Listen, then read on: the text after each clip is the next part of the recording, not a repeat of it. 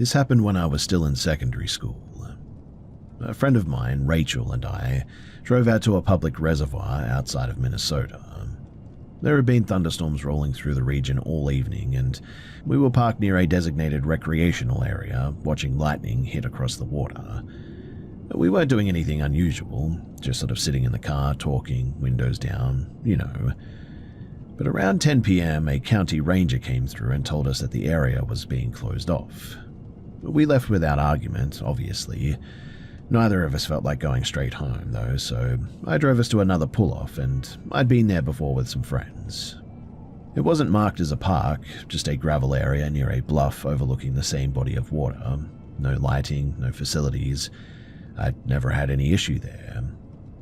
As soon as I shut off the engine, Rachel received a call from her boyfriend.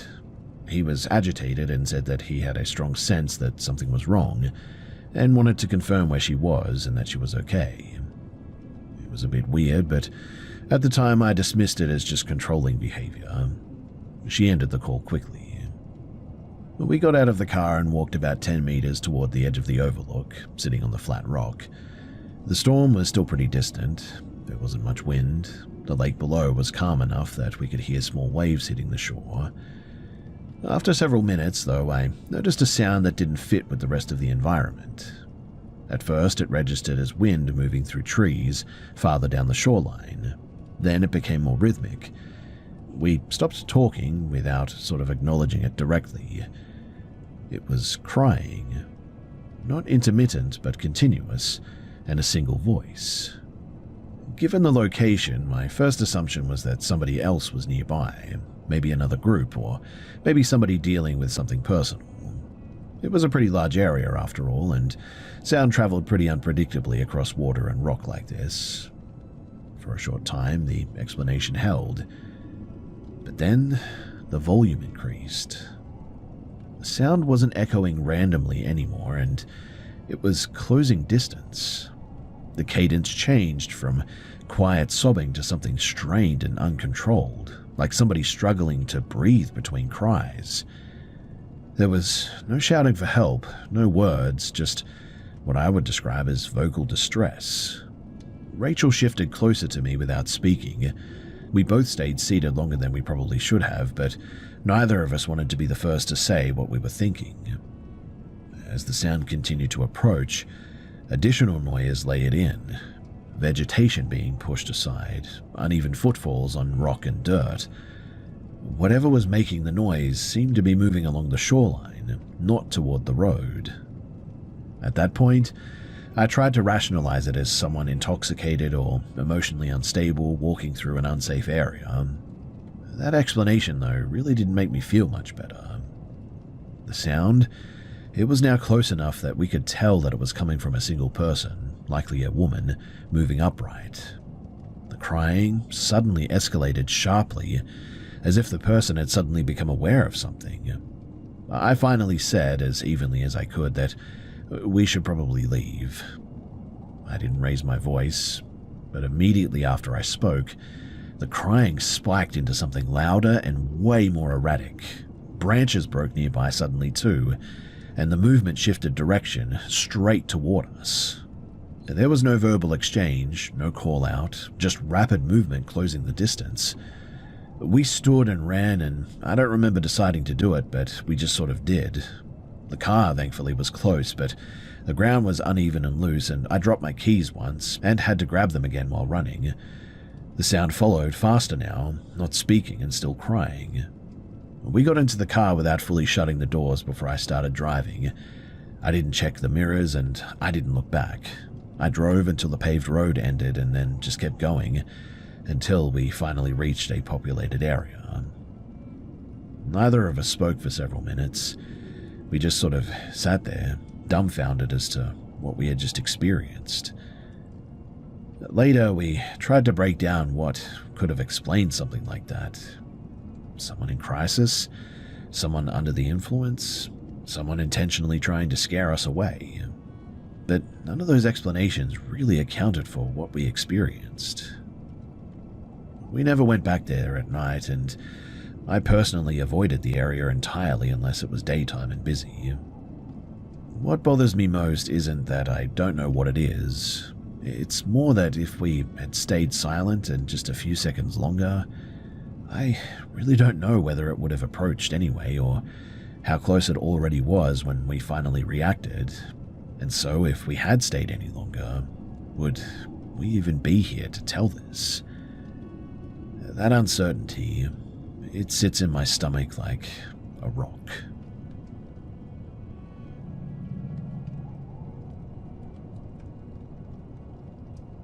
I was staying overnight at my grandmother Elena's house after a severe storm moved through the area one night. The rain was steady, the power failed at around 9 p.m. and mobile coverage dropped in and out. There was nothing unusual about the situation, but the conditions limited distraction for sure. We were sitting in the kitchen with battery lamps, waiting for the electricity to return. Elena began talking about local customs that she grew up with. She was careful to describe them as rules people followed, not as supernatural facts. And what stood out was that each belief was paired with a behavior that discouraged exposure, isolation, or risk. One example concerned hair. She said that women were expected to keep their hair tied after dark, especially when leaving the house. When I asked why, she said that loose hair was considered a signal that drew unwanted attention. She didn't elaborate any further, but framed it as a method of avoiding notice rather than anything mystical. She then described an incident involving her cousin, Anna, in the early 1970s. Anna was a teenager tasked with collecting water from a hand pump located just outside of the residential area of where she lived. This was before indoor plumbing was even common, and according to Elena, Anna went early in the morning before daylight to avoid queues. On the walk back, Anna became aware of multiple men walking parallel to her path, one on each side, several meters away. They didn't speak or approach her directly. When she reached a roadside shrine near a crossroad, the men stopped. One of them told her that she was fortunate that she was carrying water, implying that it marked her as having a purpose. After that, though, they just left. Elena emphasized that Anna never saw their faces clearly and didn't run. She continued walking at the same pace until she reached the main road. Another belief involved transporting food at night.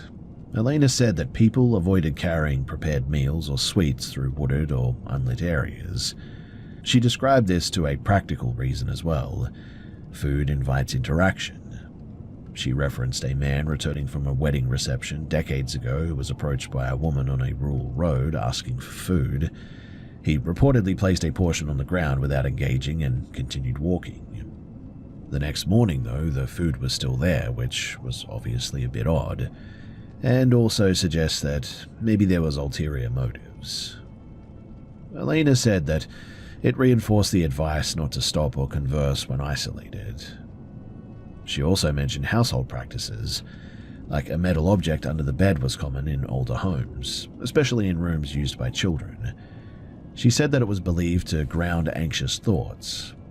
When I told her that once I found a kitchen knife under my mattress as a kid, placed there by my mother, she said that that was pretty standard in their family. No explanation beyond that. Now, the final account she shared involved avoiding conversation at night with unfamiliar people, particularly near abandoned structures or open land. She cited a story about a man encountering others carrying a coffin on a dirt road and asking who died. The reply he received was "you."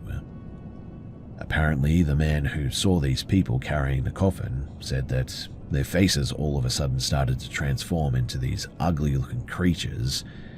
He described them as monsters, and apparently he ran after this and they chased him, but fortunately they didn't catch the guy. Elena took this as a warning tale meant to discourage curiosity and engagement, rather than a literal event, but still, apparently others swore up and down that it was a real event, and that the man refused to go back there afterwards. Now, I don't treat these accounts as evidence of anything beyond what they really are, but still, I found it difficult to ignore how many of the rules aligned with modern safety advice, despite being explained through older language. What was pretty unsettling though was that last story, which is why I decided to tell all of this. Obviously, there's a little bit of folklore sort of mixed into all of this, but still, that last one, it's kind of creepy, right? I should probably add too that Elena, she says that she actually spoke to the guy at one point, and allegedly, he swore up and down that what he saw was real, and allegedly took that stance to his grave.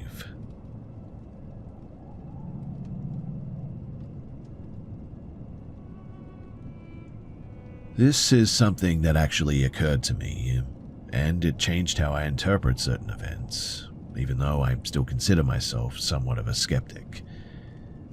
So in 2024, my family took a trip to South Korea. We spent time in Seoul, Busan, and then a few days in Jeonju. The trip was normal as well until one night, after dinner and a late visit to a small live music venue, we left the venue at around 11:15 p.m. The streets were quiet and the area was mostly empty because it was late. We were walking back toward our guest house along a narrow sidewalk that ran beside a canal. The path was lit by streetlights, but the light was uneven and the shadows were pretty strong. I would say about 100 meters ahead, there was another person on the sidewalk. It was a woman pulling a small suitcase, and she looked older, and her clothing appeared outdated. Plain layers, a long skirt, and a wide-brimmed hat. But what caught my attention was her posture. Her head was sort of angled straight down as if she was looking at the ground the entire time. She was walking slowly, and the suitcase made a distinct scraping sound against the concrete. My sister and I noticed her at the same time. We didn't speak about it out loud, but we both felt sort of unsettled by her. We kept our pace steady and passed her without making eye contact. But once we were past her, the sound of the suitcase scraping against the ground continued for a moment before fading.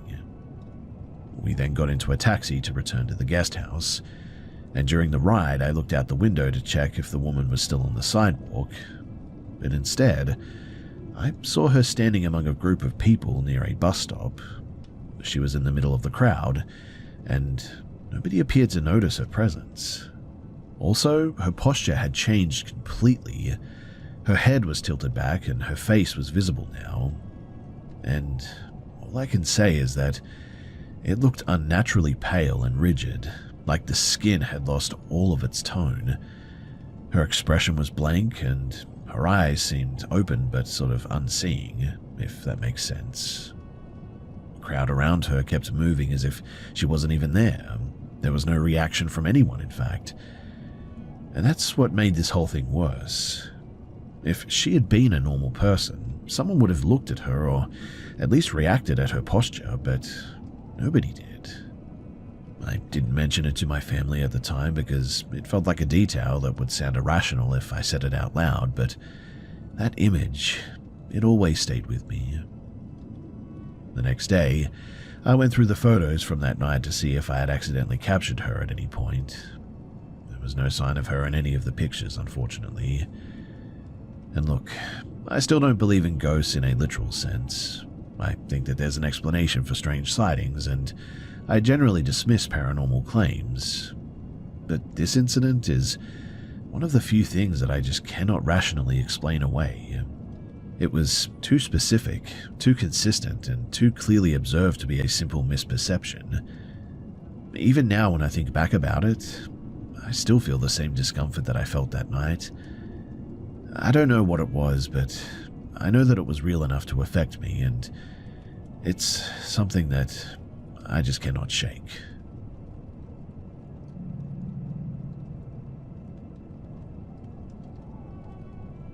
So, I just want to be upfront here and say that the only reason why I'm sharing this is because I want to see if anyone has a rational explanation for this. So my family does not buy into paranormal claims, like, at all. We believe that there's some form of afterlife for sure, but we always look for logical reasons behind strange sounds or movements. In fact, we have a bit of a bad habit of sort of obsessing over the obvious causes first. Anyway, a week ago, something happened that none of us could really explain. It was late afternoon, around 5:30, and my mum and I were alone at our home in rural Texas. We were in the living room with our German Shepherd, while our cat was in the hallway.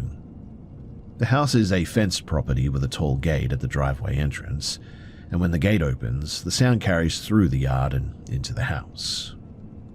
Out of nowhere, there was a loud knock at the front door. 3 knocks, very sharp and heavy. We both sort of froze because the sound didn't match the usual pattern of someone entering the property. I mean, the gate was still closed, and there was no engine noise or movement outside that would indicate that someone had come in. Well, we got up to go and check. The dog reacted immediately, very weirdly.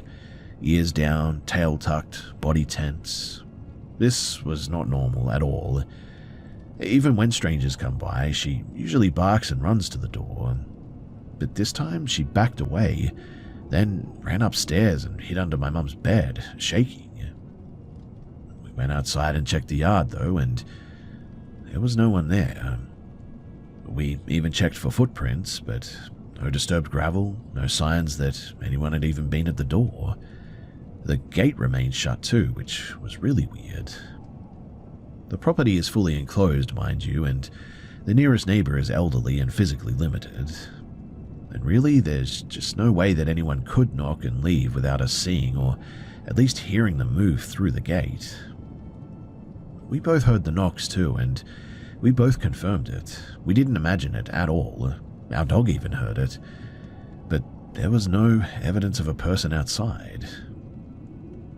Well, after that night, I stopped closing my bedroom door, and when it is shut, I hear faint knocking from the other side, and when the door is open, there's nothing.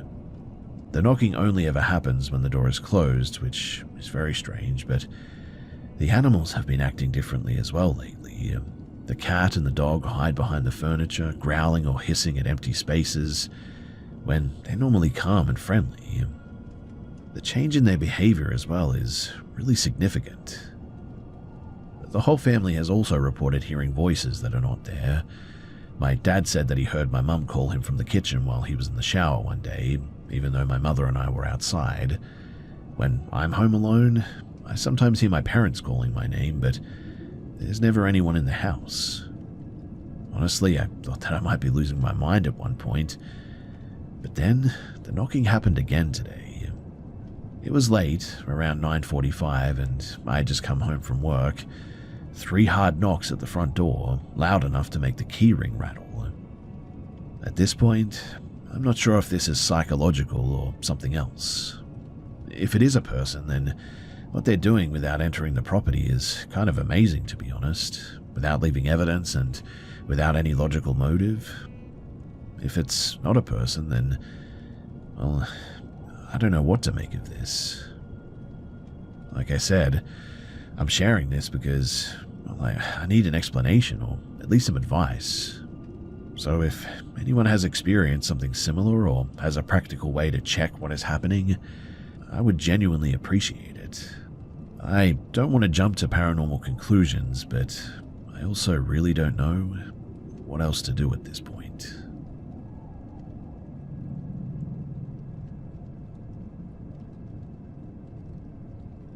I'm 24 now, and I've lived in the same house since I was 11. My parents and I moved in with my grandparents at that time, and for several years my aunt and cousin also lived with us, and now it's just me, my parents, and my brother. The house is large, old, and has a lot of dark corners. I've always been sensitive to negative energy as well, and as a teenager I often felt like the house had a very heavy atmosphere. I avoided walking around at night unless I absolutely had to, and when I did have to leave my room, usually to get water from the kitchen, I saw a figure on multiple occasions. It was tall, dark, and human-shaped. I could tell that it was a man in old clothing, a long coat, a hat, and a rigid posture. He stood in the living room, motionless, and never moved toward me. I assumed it was my imagination, and so, in the end, I just sort of ignored it. One night, though, I was ironing clothes in the storage room that we used as a laundry and ironing space. I was watching videos on an old computer, and after finishing, I shut the computer off, and the screen went black. That's when I saw my reflection, and also the man was standing directly behind me in the reflection. This was the first time that I'd ever seen him so close. I felt immediate panic and left the room quickly, and after that, I avoided being alone in that space. There was another incident too later where I experienced sleep paralysis and I saw him standing at the foot of my bed. I don't remember the details, but I do remember my dad saying that I came into their room crying and told them about it. That's the only reason that I really know that it happened. I told my grandmother about the figure at some point as well, and she said that it was her father watching over the house. I didn't question it then, but it didn't feel like a protective presence, like at all. Anyway, years passed and eventually I stopped seeing him. I stopped thinking about it as well, until a few months ago when my cousin, my brother, and I were having dinner and sort of reminiscing about our childhood. When out of nowhere, my cousin asked if we had ever seen a man in a hat in the house as teenagers. My reaction was immediate and intense. I asked if he was serious, and my cousin confirmed it, and my brother, who is usually the most rational person that I know, looked visibly unsettled because he realized that he wasn't the only one who had seen the figure. They described seeing the same man in the same way, tall, dark, wearing a hat and a long coat, always standing still. The fact that two other people saw him independently made it impossible to dismiss as just my imagination any longer. We discussed it and realized the sighting stopped after our grandmother died, and we couldn't explain why. When I brought it up to my father, he said something that changed the context. He told me that my grandmother had been involved in an occult group and performed private rituals in a small room in the house that we were never allowed to enter alone. He believes that she must have summoned something and it left once she died. Obviously, I don't know if the explanation is accurate, but it certainly does fit the timeline. The sighting started when she was active in the house and ended after she was gone. Today, the house feels pretty different. The heaviness is certainly gone, and we still experience odd events occasionally, but they're way less intense.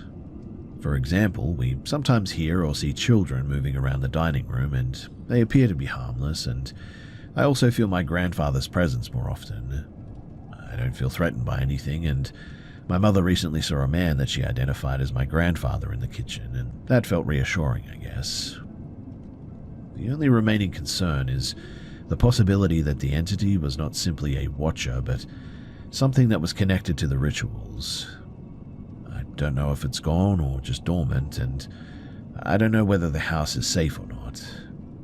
I would like to know what steps to take to verify what's happening and how to protect the household, so if you have any thoughts or any suggestions, then I would love to hear them.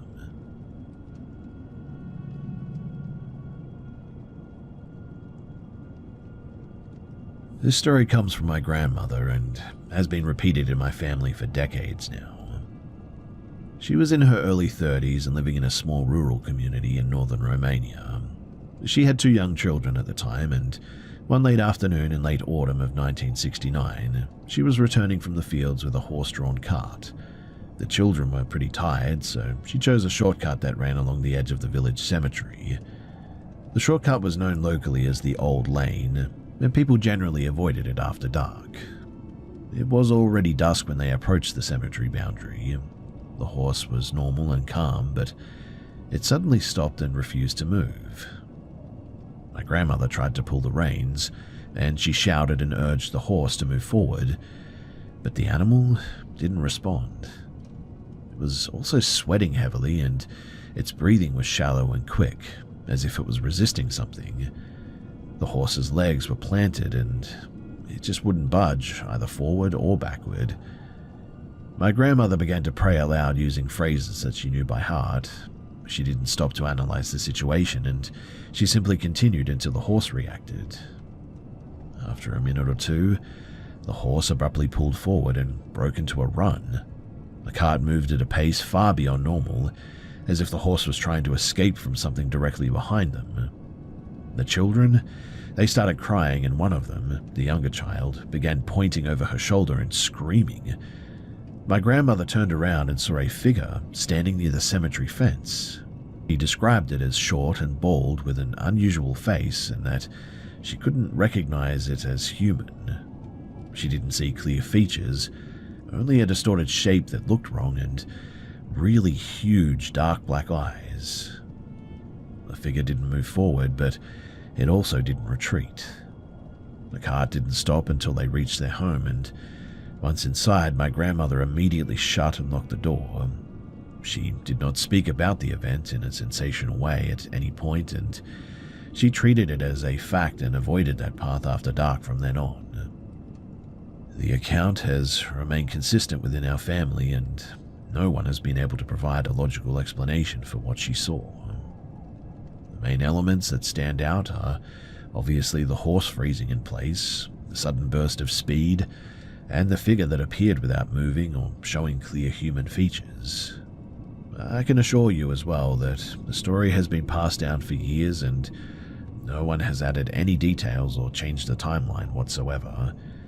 And so, it remains the same today as it was told decades ago.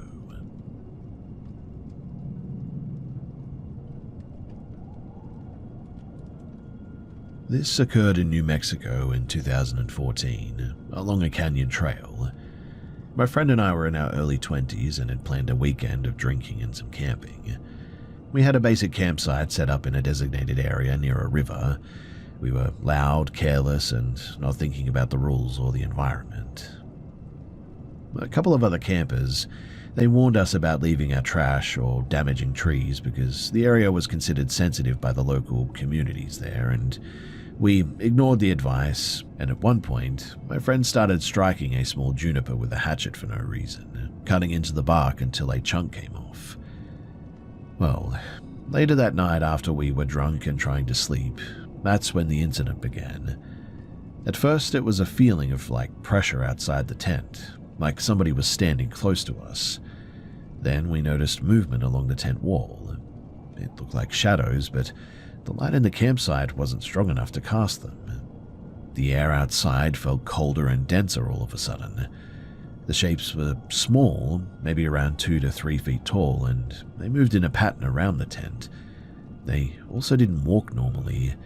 They moved in a sort of synchronized fashion, a bobbing motion, as if their bodies were dipping and rising with each step. Their silhouettes appeared as if covered in thick, rough material, like unkempt hair or maybe fur or something. They formed a tight circle and kept moving in a loop. The sound of their movement was heavy and deliberate. We could hear something like a chant, low and repetitive, but we couldn't make out any of the words. Then the contact started.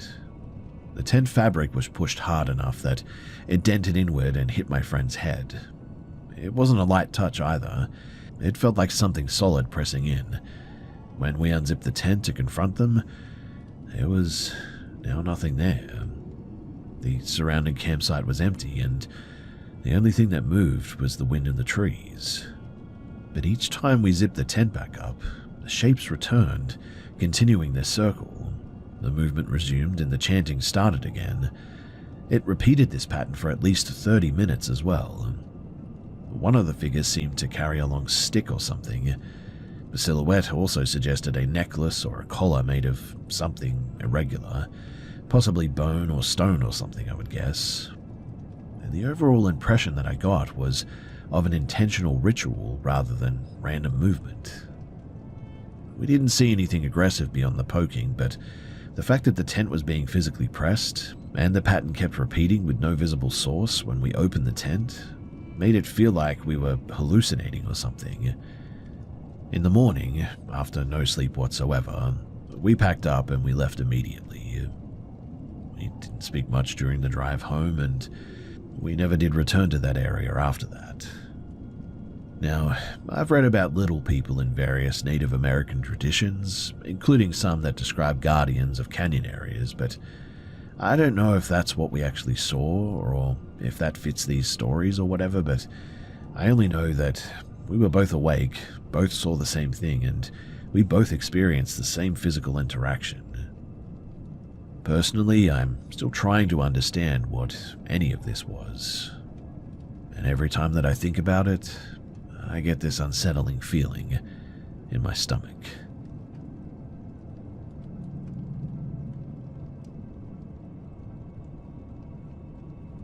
I enrolled in this institute in late August of 2021, shortly after turning 19. It was a regional technical college located outside of a mid-sized town. I chose it deliberately because it was far enough from my family home to feel separate, but close enough that I could return within like half a day if something ever went wrong. The surrounding area was mostly agricultural land, dairy farms, storage sheds, and long roads without foot traffic. The campus itself was small and internally focused, with most student life contained in one residential complex and a handful of shared facilities. The residence hall that I was assigned to housed students from the creative and performance programs. The building had 4 levels, separated by program and gender, with a shared laundry and storage area below ground level.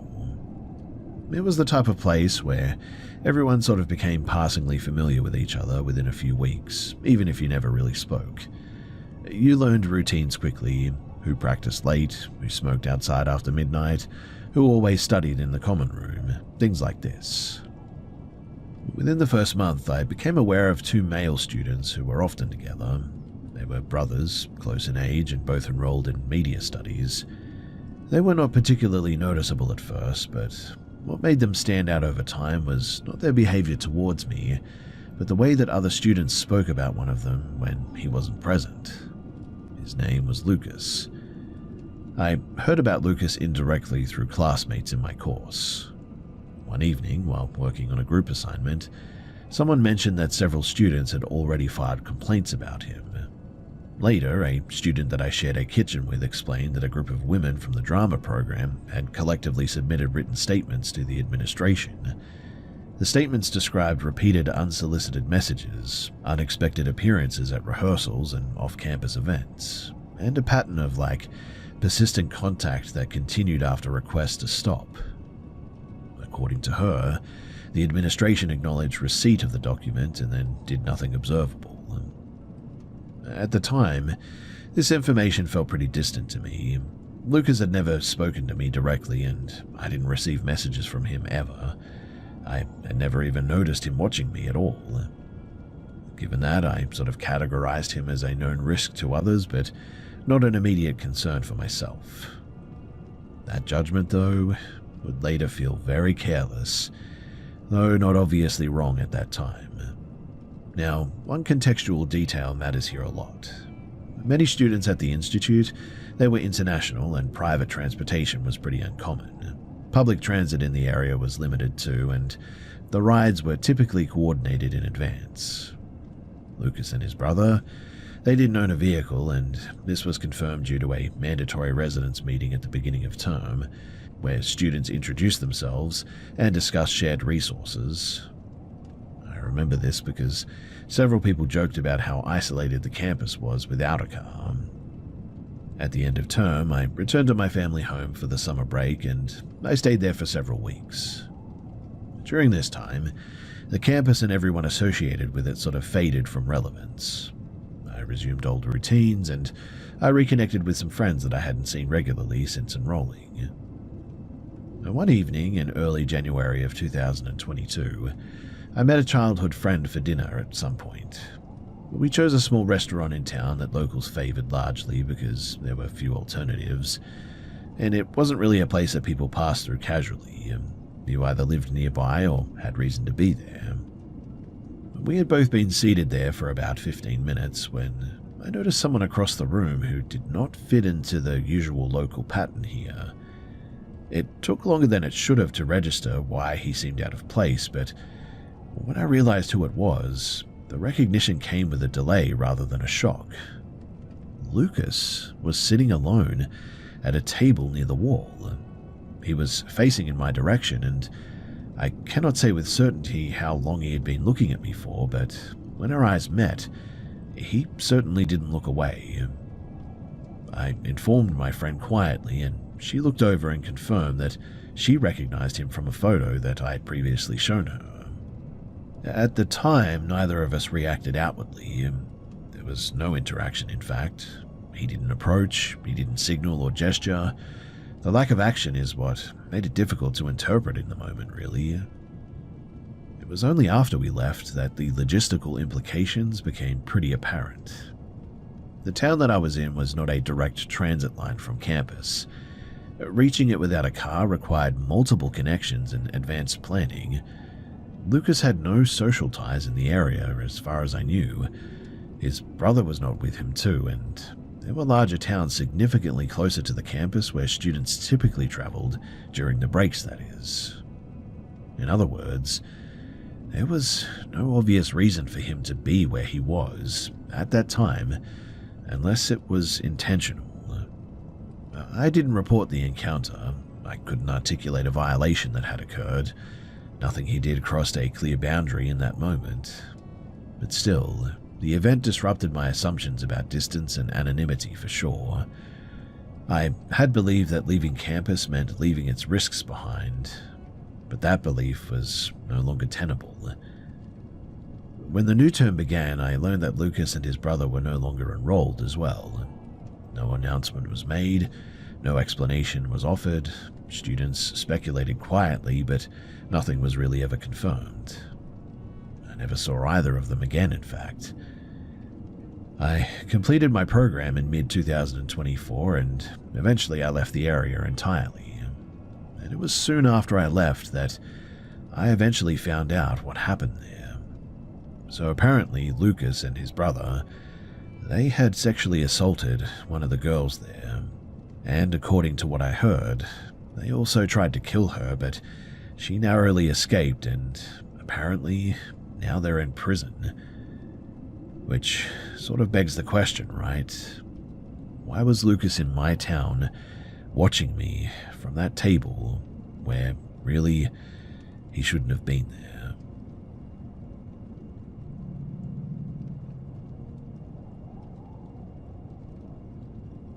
In early November of 2023, I traveled to Denver, Colorado with my partner to mark my 26th birthday. The trip was intentionally low effort. We avoided nightlife, limited alcohol, and planned to return within 48 hours. The only part of the trip that went poorly was the return itself. On the morning of our flight home, I felt pretty unwell. It wasn't severe, but it was enough to be disruptive, and after arriving at the airport, I became nauseated and had to step into a restroom before security. I took an over-the-counter motion sickness pill that I had packed, and I had used the same medication before without issue, but it reliably caused drowsiness. By the time that we reached our gate, the medication had taken effect, and I sat in one of the standard terminal chairs, upright but leaning forward with my arms wrapped around my backpack. My partner was seated slightly behind and to my right. The gate area was moderately crowded, with people moving continuously through the seating rows. I sort of drifted in and out of light sleep, and I was aware of the surrounding noises, but not actively tracking it. At one point, I registered my partner laughing under their breath, and I assumed it was related to something on their phone, or maybe a passing interaction nearby, and didn't react. When I woke more fully several minutes later, the nausea had subsided a bit, and as we waited to board, I asked what had prompted the laughter earlier. The response was delayed, which, in retrospect, should have been notable, but my partner explained that while I was asleep, a woman had stopped directly in front of me. According to them, she appeared to be in her late 60s or early 70s. She was not carrying luggage, food, or a phone. She didn't appear confused or lost. She simply stopped walking. The woman leaned forward slightly and looked at my face. She didn't touch me. She didn't speak. She didn't acknowledge my partner, despite them being clearly visible. The staring continued long enough that it drew attention from another passenger seated nearby, a woman approximately our age, who made eye contact with my partner in apparent confusion. My partner said the woman's expression didn't change. There was no sign of distress, recognition, or curiosity, just sort of sustained attention. After several seconds, she briefly glanced at my partner, returned to gaze at me, and then walked away without explanation. I asked how long the interaction lasted, and my partner estimated between 10 and 15 seconds. Certainly long enough to feel inappropriate, but not long enough to justify intervention without escalating the situation further. At the time, I dismissed it as a sort of benign oddity. Airports create unusual conditions, right? People misidentify strangers. Fatigue and age-related issues exist, and none of those explanations are implausible on their own. What bothered me later, though, was the specificity of the interaction.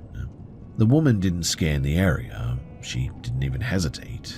She stopped directly in front of me, oriented herself deliberately, and maintained focus despite social cues that would normally interrupt such behavior. She also chose not to engage verbally, which would have immediately clarified her intent. Obviously, I never saw her again, and she didn't approach anyone else. In fact, there was no follow-up interaction. Nothing really happened after that, and our flight boarded normally. We returned home, and life continued without incident. But still, the encounter altered how I felt about public spaces for good. I had been asleep and visibly impaired and unaware of my surroundings, and the fact that someone noticed and acted on that awareness, even briefly, was pretty difficult to ignore.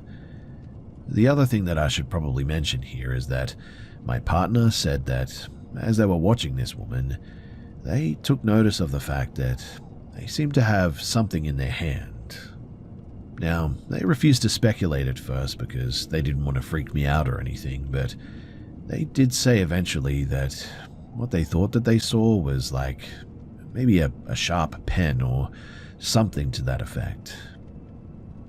I have since been more careful about sleeping in public spaces, not because I believe that that specific woman posed real danger, but because the situation demonstrated just how easily attention can be directed at someone who is temporarily unable to respond.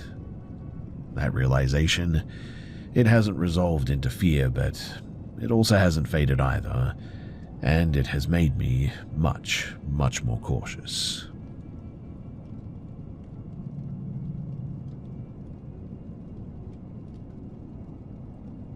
Before I share this, I just want to say that this situation, it didn't begin with anything that seemed risky. I think that's the part of what made it so difficult to respond to once it did escalate. There was just no single moment where it clearly crossed a line. Instead, it unfolded in sort of fragments that only formed a pattern much later. So in mid-2022, I managed a public-facing account on a social platform focused on short written reflections. The account was intentionally impersonal, and I never showed my face, disclosed my location, or discussed my private life at all. The audience was pretty broad, and engagement was usually limited to brief comments or just some questions. I treated it as a sort of one-way channel rather than a social space. Around that time, though, a man reached out through direct messages. He appeared to be in his late 30s or early 40s based on what he shared. The exchange was brief and superficial, but within a few days his messages began to feel intrusive in tone and assumption. I ended the conversation clearly and without ambiguity, stating that I was not interested in further contact. I blocked him immediately afterward. That should have been the end of it as well, but it wasn't. Within weeks, anonymous messages began arriving through third-party tools that allow unverified submissions. At first, the content was vague, critical but non-specific. Over time, though, the messages became hostile. Some included insults directed at me and my family. Others implied inevitability or future confrontation without stating anything explicit. Several messages were framed in sort of religious language, accusing me of deception or moral corruption. I didn't respond to any of them. Shortly after that, new accounts began appearing as well. They followed my page, viewed content, and then disappeared. The accounts had no history, no personal identifiers, and no consistent naming pattern. Some used religious terminology, and one used a variation of my own name in another language. Blocking them had no effect, though. New accounts would appear within days. During this period, I started receiving security alerts from my email and social platforms as well, indicating login attempts. Password reset requests appeared that I had not initiated, and at the same time the anonymous messages shifted in tone, referencing personal details that I had never shared publicly.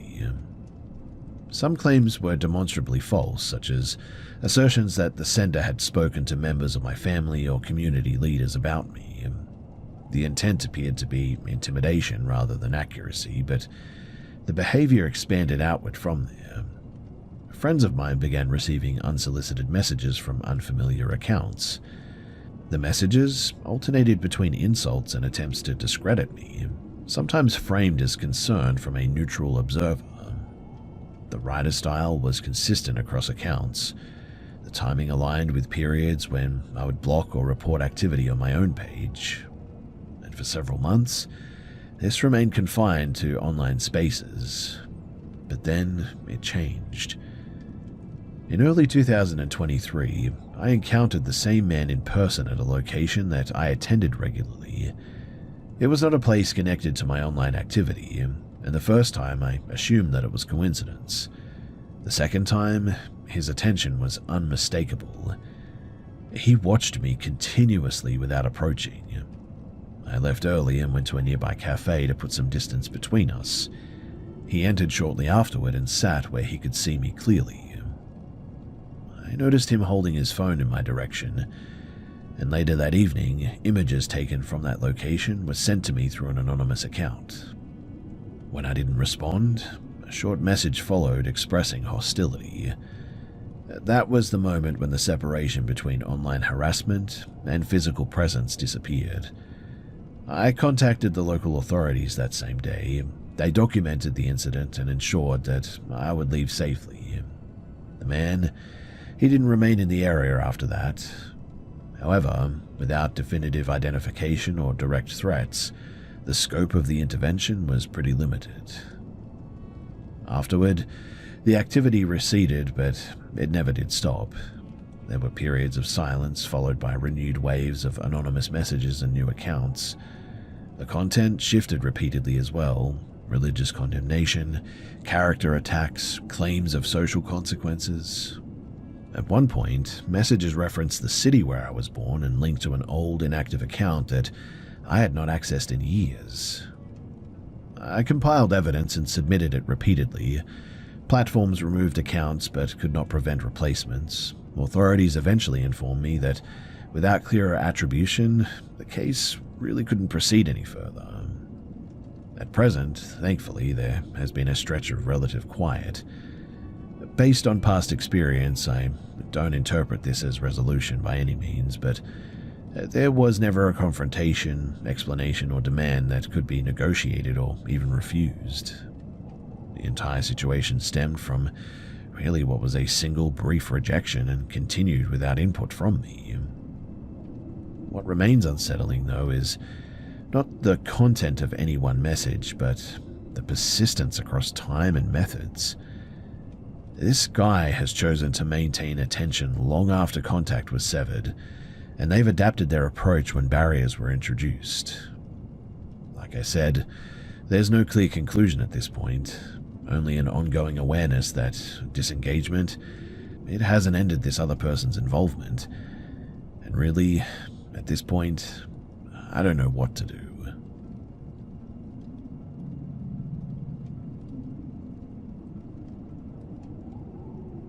This happened about a year ago in a ground-level unit on a residential complex. The building was arranged horizontally rather than vertically, if that makes sense, with a single corridor of apartments that shared exterior access. Several of the units are short-term rentals, while others are permanent residents. My partner and I, we lived at the far end of the building. There was no unit directly beside ours on one side, and the nearest neighbor apartment is above us. We had returned the previous evening from a week-long trip as well. The apartment was not settled back into order at that stage, and an open suitcase was still on the bedroom floor. Clothing and shoes were spread across the room, and the items that we had brought back were left out on visible surfaces. But what I'm getting at is that the space didn't resemble a vacant or temporary rental by any means. It was clearly occupied. Now, at about 8:40 in the morning, I became aware of the bedroom door opening. The sound itself was minimal, but enough to break my sleep, and when I opened my eyes, the door was no longer fully closed. It was open just enough to create a narrow gap, and from that gap, I saw part of a face, specifically one eye, looking directly into the room. The halfway light had been switched on, which is why the figure was visible, and I didn't hear footsteps or breathing. I couldn't determine the person's gender or age or anything. I didn't move. At first, I assumed I was misinterpreting what I was seeing due to fatigue. The night before had been exhausting, and I had slept very poorly. I continued looking at the doorway, expecting the figure to resolve into something explainable, but it never did. The person remained still for a period that I later estimated to be between 15 and 20 seconds. Eventually, the eye withdrew. The door was pulled closed from the outside. There was no sound indicating urgency or surprise. The movement was controlled and deliberate. Only after the door closed did I return to check whether my partner had gotten up. They were still in bed beside me asleep. At that point, I noticed that the bedroom light had not been turned on, confirming that the hallway light had been activated intentionally by whoever entered. I was unclothed at the time, and that realization came after the immediate confusion subsided. The physical vulnerability of the situation was more disturbing than the intrusion itself, really. There had been no attempt to hide the act of looking, is what I'm getting at. The person had not retreated quickly, as someone might if they had entered by mistake. Once fully awake, we checked the apartment. Nothing appeared to be missing or disturbed beyond what had already been unpacked. The front door was unlocked, and I had not secured it the night before, a decision influenced by exhaustion and familiarity with the building. Later that morning, I contacted the property management office. I asked whether anyone had accessed our unit and whether security footage could be reviewed. I was told that the hallway cameras were not operational any longer, and I was also informed that no maintenance workers were scheduled for that day in any unit. The manager said that she would check whether nearby short-term rentals were occupied, but could not provide immediate answers. No follow-up explanation was offered, and no record of entry was ever found. Without footage, there was no way to determine whether the person was a guest from another unit, a staff member acting without authorization, or someone who really should not have been in the building at all. What remains unsettling the most, though, is not the possibility of a mistake, but the behavior itself. If the person believed that they had entered the wrong apartment, like I said, there would have been multiple cues that should have prompted immediate withdrawal. Instead, they chose to observe and then leave quietly without acknowledgement. I have since taken additional precautions. The door is locked consistently from now on. We requested written clarification from management regarding access protocols, though no substantive changes have been communicated. There have been no repeat incidences, which I'm thankful for, but really that means that there's no conclusion here. I really hate the thought of somebody coming in and peering at me while I'm completely butt naked, but still, I'm just glad that it didn't turn into something more than that. And honestly, that's probably because my partner was by my side.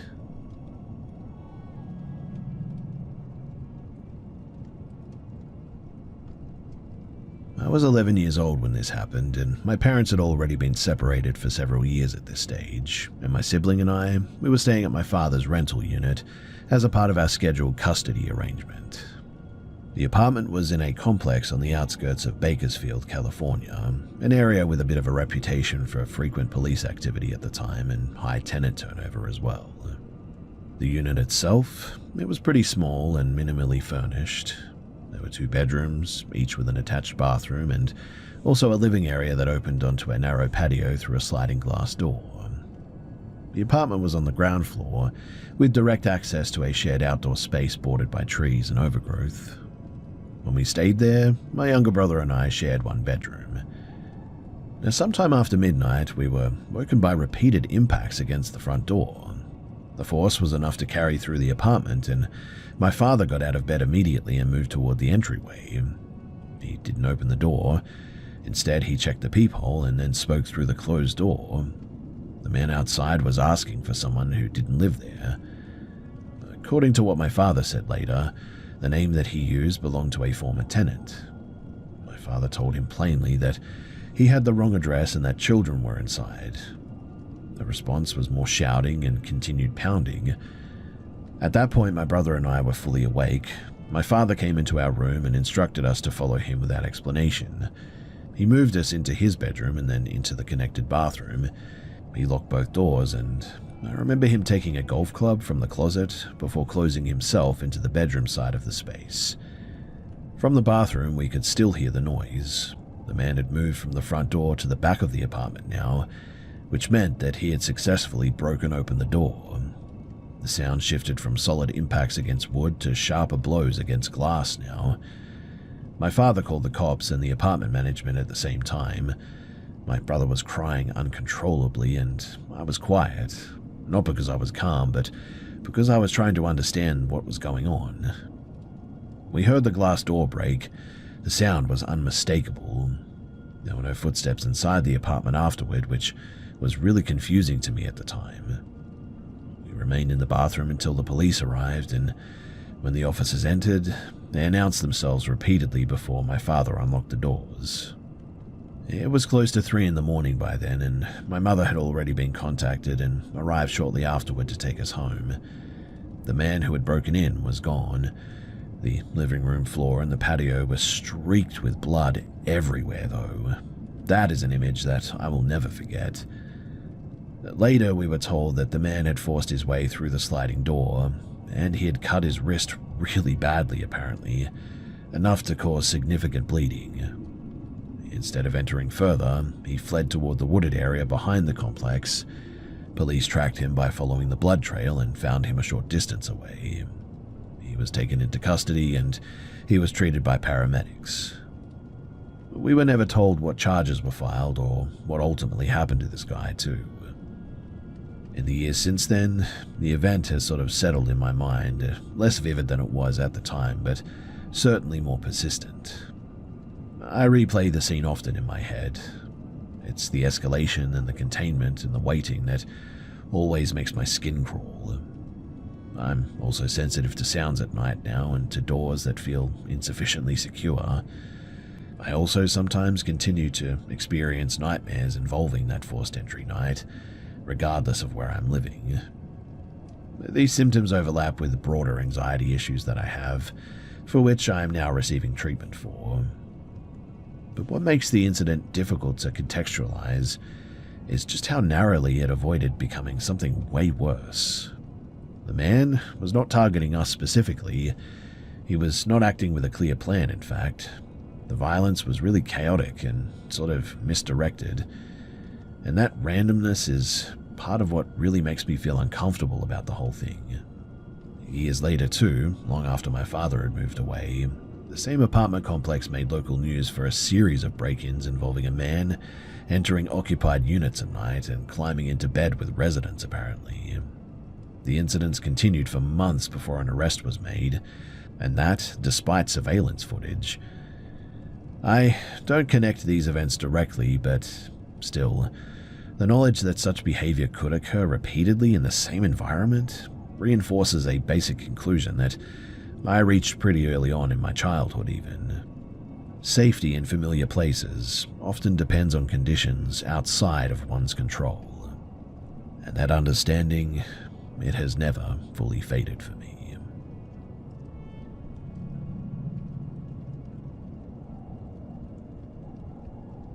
The decision that set this into motion was practical, not impulsive. Severe weather had slowed everything down for days, and I needed to make sure that my car was usable before an interview scheduled for the next morning. I treated it as a task to complete, and certainly not an outing. A multi-day snowstorm had left most residential streets partially cleared and parking lots unevenly plowed. I spent several hours clearing snow and ice from around my car, started it, and let it idle when I finished getting ready. Once it was running reliably, I decided to take care of an errand that I would otherwise have to do the next day. The store that I drove to was roughly 20 miles away. a large pharmacy just off a state highway. The trip took about 40 minutes due to road conditions. When I arrived, I noticed an older woman standing near the entrance, positioned just outside of the automatic doors. She wasn't holding bags or a phone. She was facing outward, not toward the store interior. As I approached on foot, she watched me without speaking. I didn't stop, and I entered and completed my purchases and exited less than 10 minutes later. When I came back outside, she was no longer at the entrance, and I assumed that she must have gone inside or maybe left. I unlocked my car, sat down and closed the door, and almost immediately there was a knock on the driver's side window. The woman was standing close enough that I had to lean back to see her face clearly. The timing suggested too that she had been waiting nearby rather than passing through. I lowered the window completely, which I would not do again in a similar situation. She asked where the nearest grocery store was. I pointed behind her to a small market in the same plaza. She shook her head and said that she meant the other one. I named another store across the road, and again she said no. When I mentioned the larger supermarket chain in the area, she confirmed that that was the one that she meant, and asked if I could take her there. She said that she had been trying to call her daughter without success, and that the store that she named was not nearby. It would have required getting back on the highway and driving several more miles. I asked how she had arrived at the pharmacy, and she said that she had walked. I asked from where, and she named a residential area that would have required a long walk in freezing conditions, across roads without sidewalks too. The explanation really didn't seem to add up with the weather, her age, or her apparent physical condition. So I suggested calling a rideshare or maybe a taxi. She rejected both options, saying that they were unreliable and slow. She repeated that the store was just down the road and asked again for a ride. Her tone shifted though from neutral to insistent. She did not raise her voice, but she did not acknowledge my refusal as final either. Throughout this exchange, she didn't look around or attempt to engage anybody else. Several people passed within a short distance, in fact, and she remained completely focused on me and my vehicle. I told her in the end that I couldn't help her and that I needed to leave. She continued speaking for several seconds after that, repeating her request and offering additional explanations that didn't seem to clarify anything, and eventually she stepped back from the car. Now, as I began to pull out, I saw her move toward the edge of the lot. She didn't approach another person, but in my side mirror, I noticed her stop and reach into the front of her coat, partially opening it. She removed an object briefly, long enough to adjust it, and then concealed it again. And it appeared to be a small knife, held low and close to her body. There was no brandishing or overt threat by any means, but that action seemed deliberate and not performative. I drove away immediately. As I exited the lot, I checked the mirrors and saw her standing still, facing the direction that my car had gone. Nothing followed, and thankfully I wasn't contacted again. I have been thinking about this over the past few days as well, and I can list some alternative explanations for her behavior, including confusion or unrelated intent, I guess, but none of those explanations account for the sequence as a whole. The waiting, the insistence on entering my car, the refusal of safer alternatives, and the concealed object revealed only after I declined. I'm 30 years old, and I'm frequently mistaken for being younger. That fact matters too, because it likely influenced how I was perceived in that interaction. Thankfully, the incident ended without escalation, which I was very thankful for. And also, I have been past that pharmacy a few times, and thankfully I have not seen her again.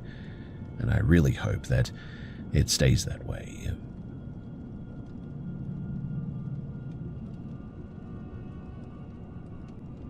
By my third year of university, I had developed a routine that left little room for novelty. Classes, practice, and part-time work filled most of my time, and the campus itself, well, it felt pretty predictable. That familiarity is what made the incident stand out later too, I guess. It occurred in a place that I thought that I understood. This took place in October of 2010 while I was enrolled at a public college in eastern Kentucky. The campus itself sits on uneven terrain with older academic buildings clustered at the higher elevations. I grew up less than 2 hours away and visited home regularly, so the school never really felt remote or isolating. A student organization had arranged an after-hours historical walk through one of the oldest buildings on the campus at some point. The event was marked as an investigation, but in practice, it was a supervised nighttime walkthrough emphasizing the building's age and history. Several of us from the athletics program, we decided to attend together. For accountability, participants were told to move in pairs. Now, the building that we entered was a former administrative hall near the top of the campus. It had thick interior doors, narrow stairwells, and minimal exterior light. To create a controlled environment, interior lights were turned off and most doors were closed. The intention was to reduce background noise and distraction, not to create fear, but the result certainly was an unfamiliar layout in near total darkness. My partner and I, we stayed close behind the rest of the group as we moved toward the upper floor. We were careful to remain physically connected because visibility was pretty limited, and at some point during the transition between the stairwells and the hallways, the distance between us and the others really increased. What I mean is that there was no clear moment where the separation really occurred, only the realization that we could no longer hear the rest of the group. We stopped though when we heard voices further down the hall, assuming that we had taken a wrong turn. Rather than calling out, we decided to retrace our steps quietly to avoid disrupting the event. At the end of the corridor was a heavy wooden door with a narrow glass panel. It was already partially open, and as we approached, the door moved abruptly.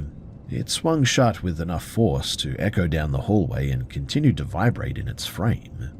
The sound was sharp and really unexpected. I mean, who would do that? Given the building's age, the lack of interior lighting, and the absence of visible airflow, the movement felt weirdly unaccounted for in that moment. Of course, unless somebody, slammed it, which would be really weird. We sort of froze at this moment. I didn't interpret the event as intentional or directed, but the timing was difficult to ignore. After 7 seconds, the movement stopped. I tested the handle and the door opened without any resistance. We passed through and found the rest of our group nearby. No one else reported hearing the door, which was really weird. They had assumed that we were still behind them. The discrepancy added to the confusion, obviously, but the group continued without further incident. Later that night, though, while walking downhill toward another part of campus, I lost my footing at some stage. There was no obstacle that I could immediately identify, no visible branch or uneven pavement or anything, but the ground was sloped and poorly lit, so I'm pretty sure that that was it. In any case, I sort of fell forward and felt immediate pain in my right ankle. I had injured the same ankle years earlier, and the sensation was familiar to me. I could no longer put weight on it. One teammate assisted me while the others walked ahead to get some help, and I was eventually taken back to my residence hall.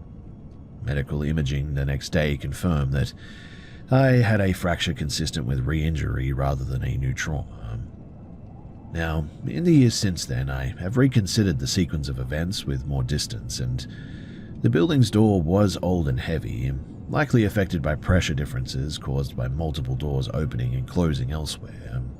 The fall, well, that occurred on uneven terrain in low visibility after several hours of physical activity, so yeah, that's not really that weird.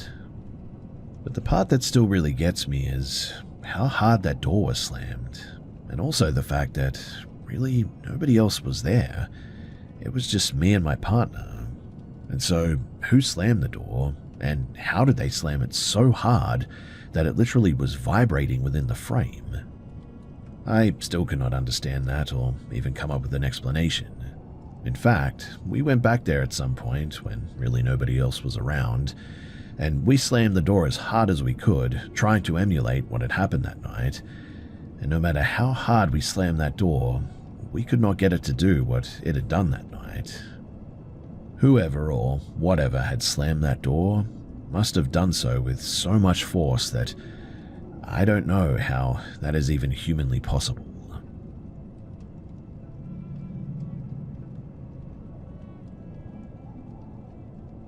I took a job in late 1991, not long after moving.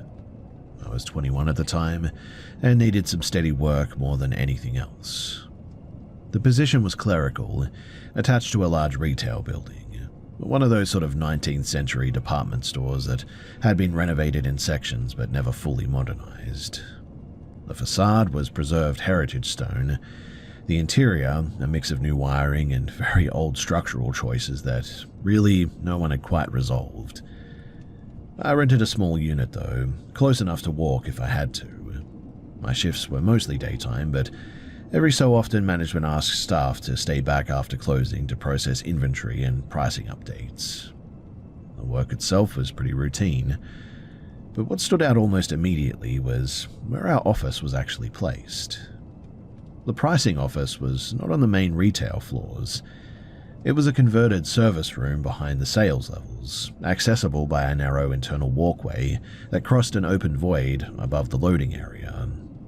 The room itself barely fit 2 desks, 2 terminals and a set of industrial label printers, and above us were 2 unused floors that had once been administrative offices, then later storage, and eventually nothing at all.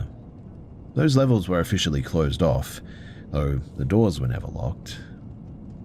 In any case, I shared the space with a woman named Karen, a few years older than me, who had worked there long enough to treat the building as an inconvenience rather than a curiosity. During my first week, I noticed small irregularities, sounds mostly, footsteps overheard during times when the upper levels were empty, or should have been at least, the noise of chairs scraping, faint and distant, though there were no chairs left upstairs as far as I knew. Once or twice, the scent of tobacco drifted through the office, despite a strict no-smoking policy, and also some modern ventilation, which should have made that impossible. And so, at first, I just assumed that the building simply carried sound poorly. I mean, old structures often do, right? Karen heard the same things as well, but dismissed them as the place settling, even though it was the middle of summer and nothing was changing structurally. The first visual incident, though, that happened midweek. So I was standing at the printers when I noticed someone at the far end of the corridor outside of our office. The person appeared to be male, wearing dark work clothes, standing still. I turned fully to look, expecting to see a contractor or maintenance worker or something. But when I did, the corridor was now empty. There was nowhere, though, for someone to step into unnoticed. The hallway terminated at a locked fire door. I checked anyway, but there was no one there. Similar sightings followed over the next few weeks, too, always peripheral and always brief. I stopped reacting to them outwardly, but began keeping mental track of when and where they occurred. Unfortunately, though, no clear pattern emerged. The escalation, though, came during an overtime shift in early December. The store was closed and the weather was poor, and only a handful of staff remained in the building. Karen had already left and I was alone in the pricing office, aware of the rain hitting the upper windows and very little else. After about an hour, I heard movement above me that was more sustained than before, and louder than usual. Not footsteps, but something closer to general activity, I guess, like drawers opening or papers being moved. I decided, against my better judgment, to go and check whether someone had accessed the restricted floors.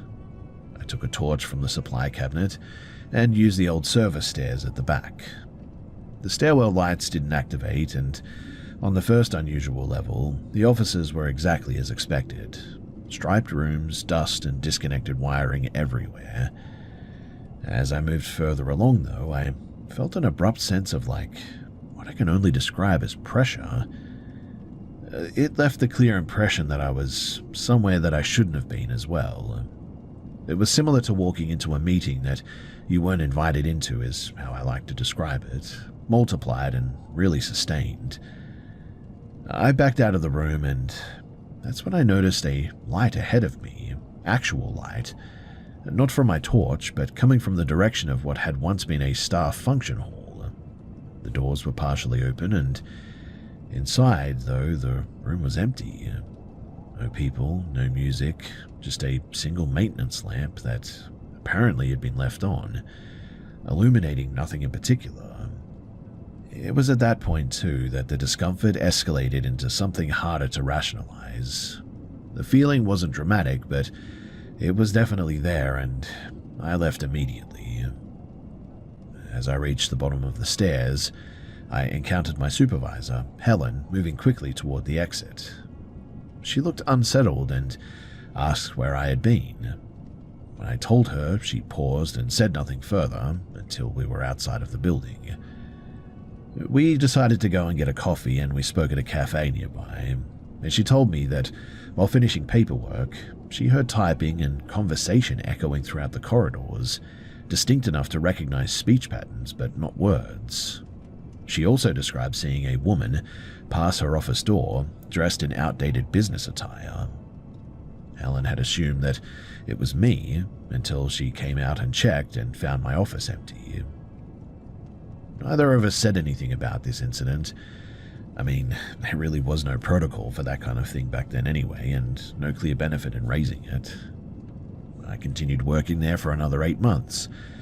The disturbances never escalated beyond that night, but they also never really fully stopped either. The sounds continued. The brief sightings continued. No explanation was offered, formal or informal. Years later, though, I learned that several employees had died on that site over the building's long operational history, mostly industrial accidents from earlier decades. And that information certainly changed the way that I looked at the building. I really don't know what to make of all of this. I did leave the job eventually, and the building is still there, still operating, still largely unchanged above the floors that customers never see. And when I pass it from time to time, I often wonder if whatever was happening in there is still going on.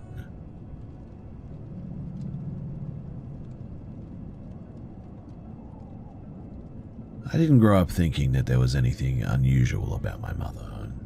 For most of my childhood and early adulthood, she was simply the parent who noticed details early and spoke bluntly about outcomes that other people preferred to avoid. It's only in hindsight, after a series of specific incidents, that her behaviors began to register as something that I could not easily categorize.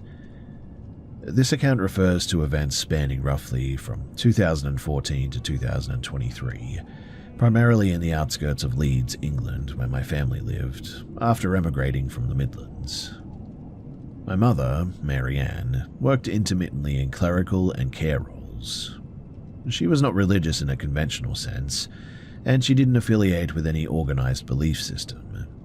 She described herself as practical, though her habits suggested something more rigid than intuition and also a little bit less flexible than superstition, I guess you could say. She had a pattern of making statements about future events in a sort of factual tone, without emphasis.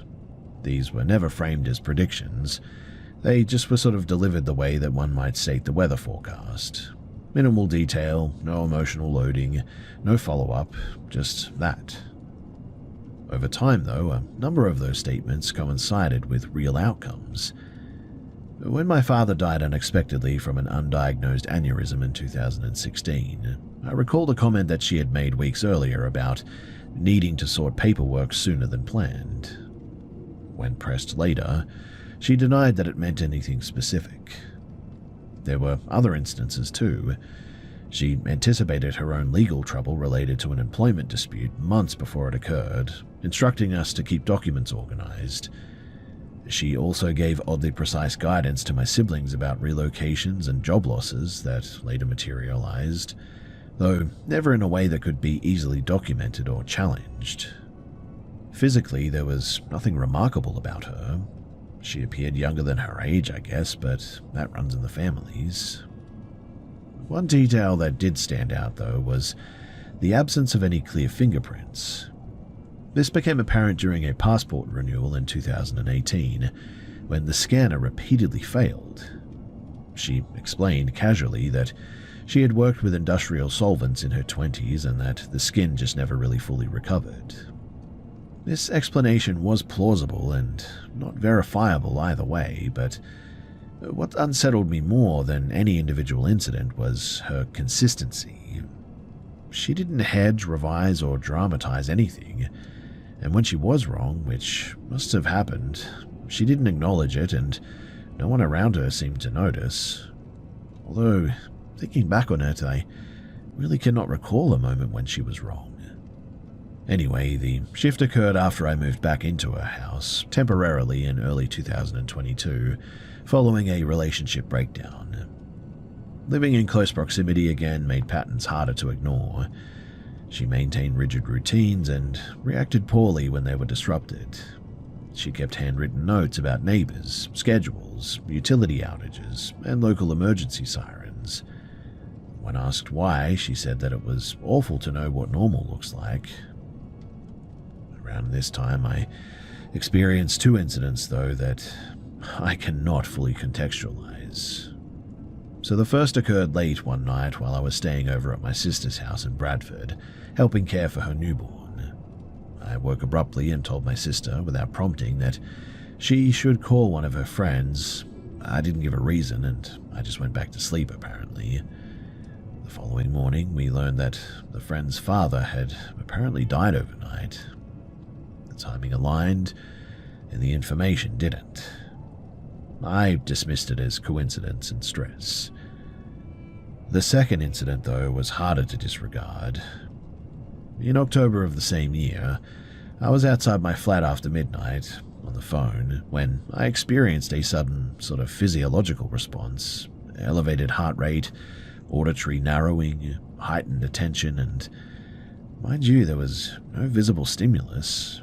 There was no argument, no noise, no approaching threat, and I ended the call and just went inside. The next afternoon, emergency services were at the end of the street. A neighbor had been found deceased in his home. The cause was later reported as natural, but I did not feel that I had known anything, but what troubled me was the alignment of bodily responses that I had and obviously what had happened. In fact, I later found out that the timing matched perfectly. Well, I raised these incidents with my mother several days later, and she listened intently without interruption. When I finished, she told me not to talk about it further, especially not out loud.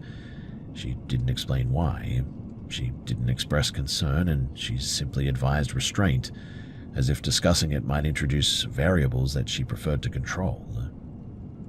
Since then, I've noticed that she withholds information selectively. She redirects conversations when they approach certain topics, she discourages documentation, and she insists that attention itself can distort outcomes. There's no evidence that she possesses any sort of abnormal ability, but there's also no clean explanation for the accumulation of correlations that she's had over all this time. Nothing conclusive has happened since then. I feel completely normal, and I guess that, more than anything else, this is what keeps the situation in my head. I really don't know what to make of any of this, and so if you guys have any idea as to what I should do or how I should approach this, I would appreciate it. Thanks.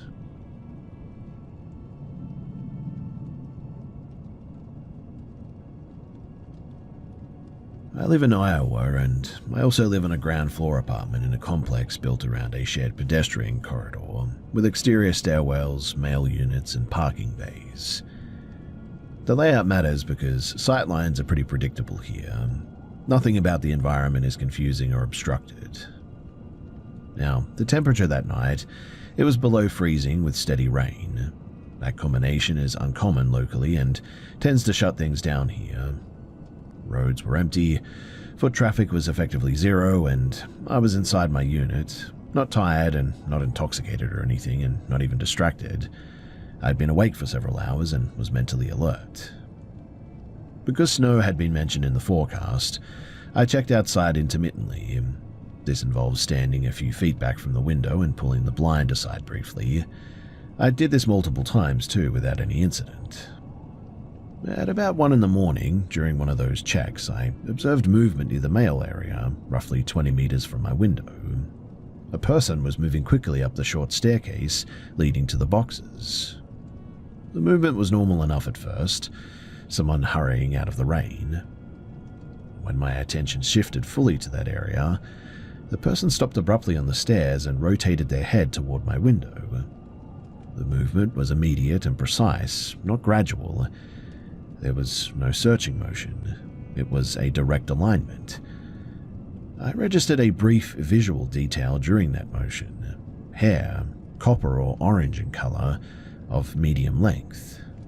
That's the only physical feature that I could state with confidence, but after that my visual processing failed in a way that I've never experienced before or since then. I could not resolve a face, clothing, posture, or even a clear outline. The figure remained present in my field of view, that much I'm sure of, occupying space on the stairs, but without any definable features. Mind you, this is not darkness related. The area was illuminated, and surrounding objects, the steps, handrails, wet concrete, mailbox cluster, they were all clearly visible and sharply defined. The figure didn't move during this interval, and I didn't feel frozen or anything, but I also didn't attempt to move. The duration was pretty short. I would say maybe 5 to 10 seconds. There was no sense of panic. The dominant sensation really was just sort of discomfort, mainly because of what I was seeing and because, well, I just couldn't make sense of it. I eventually broke eye contact by stepping away from the window, and I went into the kitchen and I told somebody else in the apartment that I had seen something outside that didn't sit right. I didn't describe the figure in detail because, at that point, well, really I couldn't. I didn't look back outside that night, and over the following hours I mentally reviewed the scene repeatedly. The distance was reasonable, the angle was direct, the lighting conditions should have allowed for identification. The behavior itself raised questions. There was no apparent reason for someone to be running toward the mailboxes in freezing rain after midnight, nor for them to stop mid-motion and look directly at a residential window without hesitation. There's no additional detail that I've delayed mentioning because of its uncertainty or anything here too. During the initial moment, I may have registered a lower limb positioned in a way that really didn't match a natural stance. I really cannot confirm this though. My confidence level is really at about 50%, and it may have been a reconstruction error rather than my own perception. What concerns me most, though, is not the possibility that I just misidentified something. It's that my sensory processing appeared really impaired at that moment. I could see everything except the subject itself, and that selective failure just doesn't align with stress response, lighting issues, or fatigue or anything. I really don't know what to think of it. The incident was brief, contained, and isolated, and that should make it easy to dismiss, I know that, but instead, the lack of a clear failure point, no obvious reason why my perception broke down like this, has made it really difficult for me. That's really the only reason why I'm sharing this now, because, well, I'd rather forget it because it spooked the heck out of me.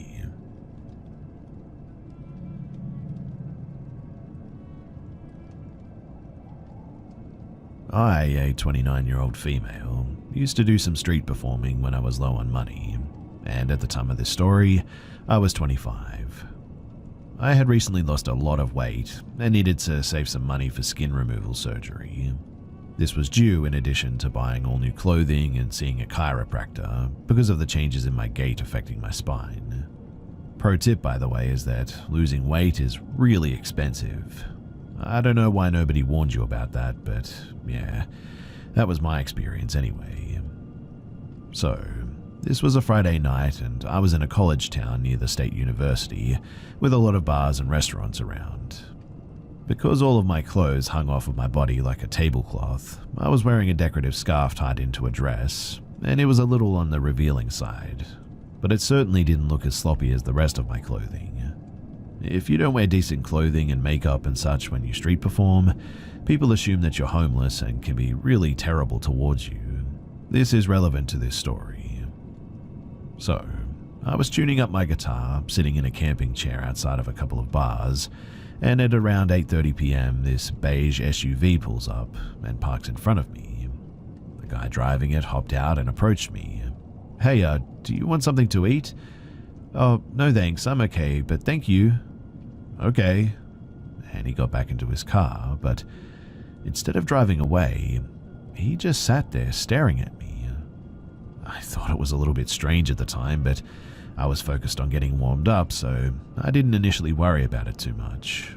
I was only planning on staying out until about midnight anyway, so I wanted to maximize my time.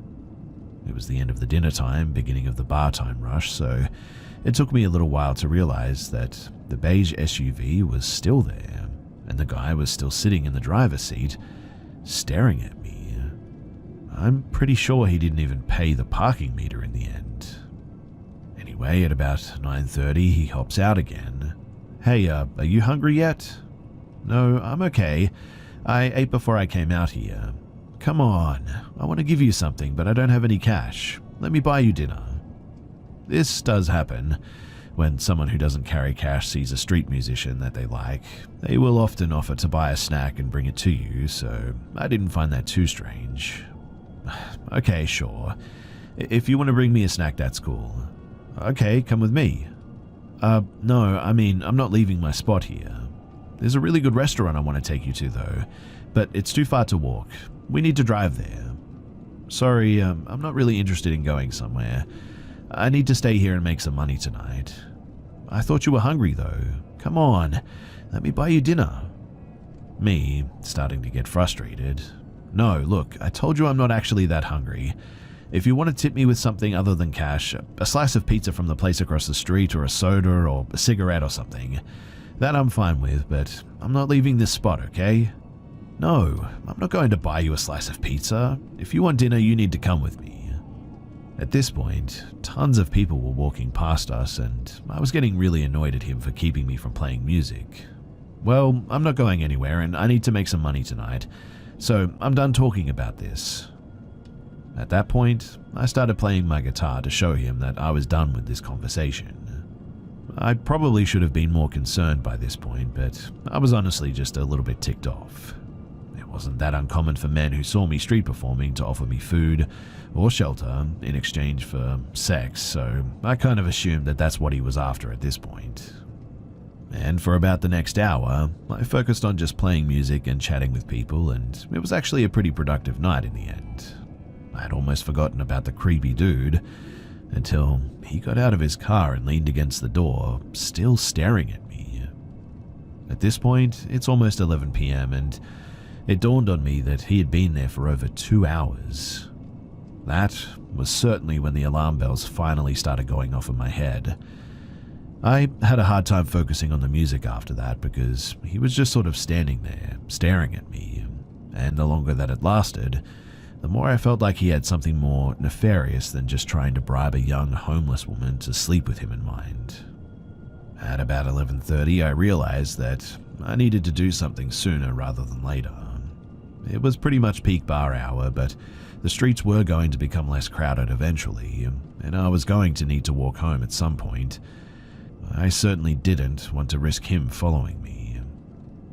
Now, when I'm street performing, I'm in friendly mode, and I'm not the most intimidating looking girl in general, so I don't think that he was expecting me to confront him directly, but when I feel threatened, I tend to get pretty mad pretty quickly. Figuring that I had plenty of witnesses, I walked right up to the guy, angry as heck by this point. "Look, why are you staring at me?" Taken aback, he says, "What? You've been staring at me for 3 hours now. Do you just like making younger women uncomfortable?" I was mad, talking progressively faster and louder, and it was very clear that this wasn't going the way that he expected it to. No, I just want to buy you dinner." "So you're just waiting for me to get hungry enough to go get dinner with you, when I've already said no several times? That's not being helpful, it's being creepy. And look, I know that there aren't any restaurants still open at like 11:30 p.m. around here anyway. No, this one is. It's still open. I don't care if it's still open because I don't want to go anywhere with you, and I told you that. So why are you still here waiting? No, you don't understand. He looked like he was racking his brain for an excuse at this point. What? What am I not understanding about you staring at me for the last 3 hours? No, you see, I'm an Uber driver. Of all the stupid excuses that he could have picked, this was possibly the dumbest. Me pretending to understand. Oh, okay, I get it. You've been waiting all this time for someone who ordered an Uber. Yeah, that's it. Me dropping the act. And you were just going to leave them waiting while you took me to a restaurant then? What happened next freaked me out more than anything else that night, because as soon as I blew a hole through this guy's story, it was suddenly like he took off a mask. His smile disappeared, and his voice was deadly serious as he climbed back into his car and said to me, "Okay, you'll never see my face again." And he drove off, fast. I just stood there in shock. And look, I'd had plenty of creepy encounters while street performing, but not like this one. It was impossible to convince myself that he was going to do anything besides abduct me. I was done after that too. I decided to order an actual Uber home instead of walking, which cost about half of what I'd made in the tips that night. And in the back of that Uber, counting my cash, I realized then that it was time to retire. The small amount of money that I made during the daytime was not worth the effort, and the decent money that I made at night was definitely not worth the risk anymore. I've since moved on to a new side hustle and also developed agoraphobia, diagnosed by the way, because of this and other incidents like it.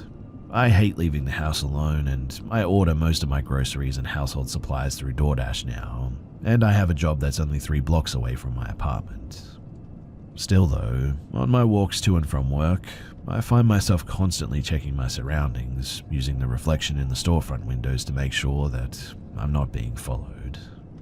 Honestly too, I really hope that this creepy guy in the SUV keeps his promise and that I never see his face again.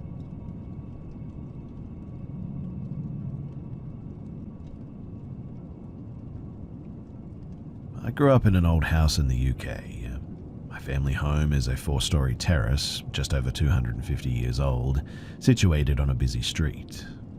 It was originally a manor house with lots of land, but was split into 3 terraced homes with more built sort of alongside of it in the late 1890s to early 1900s. There were 2 cellars, basement rooms, 2 living rooms on the ground floor, and the kitchen. The first floor had the bathroom, my parents' bedroom, and my brother's bedroom, and the second floor was my bedroom or living space. Now, I have experiences there from being very young that I may share in the future, but for now I'll focus on some experiences that happened in my family home from me being around 15 to 16 to my early 20s. When I was around 15 to 16, I was up in my bedroom reading. It was a Saturday afternoon, and I lived with my parents, obviously, my younger brother, 2 years younger, and our dog. I had no music on or TV this day, but I could hear general muted traffic noise outside. At some point, I heard someone come in downstairs, the door opening, closing, and keys rattling. My mum shouted hello up to me and told me to come downstairs because they, Mum and Dad, needed to talk to me about something. This was weird, as usually she'd just tell me whatever it was that I needed to know if she was shouting up to me anyway. I asked why, and she shouted back, "Just come downstairs," in a sort of frustrated tone too. So I did, thinking that it must have been important or I must have done something wrong or something. I got downstairs and quickly became confused though because I couldn't find them anywhere. I shouted hello in case they'd gone into the cellar. This wouldn't be normal either, but nobody responded and I was confused trying to work out where they might have gone. I thought that I must have been imagining it though, and started to walk back upstairs when my brother shouted down from his room asking me what Mum wanted, because it was weird that she called me down. I replied to him saying, "Did you hear her too?" Obviously I assumed that he must have, but I was just a bit weirded out because this meant that he'd heard her too, but I was sure that there was nobody there and I was second guessing myself, I guess. But then he didn't respond, so I walked up to his room to talk to him about it. I opened his door and he wasn't there either.